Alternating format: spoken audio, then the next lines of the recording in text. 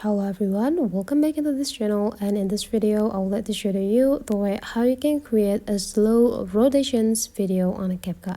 So here I already prepared the project and I have this tab of the video. I would like to simplify this video, so I would like to take several seconds of this video. I would like to do it 10 seconds. So after 10 seconds I would like to cut the clip.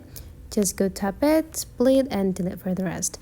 The next thing you need to do is just go place this straight lines here into the beginning of the clip, and the next is you just need to zoom out the clip here into this is just fine.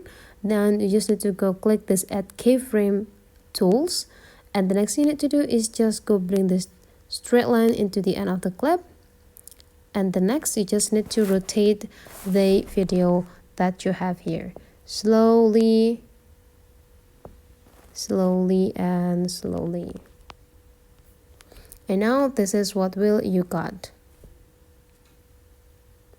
It's slowly rotating.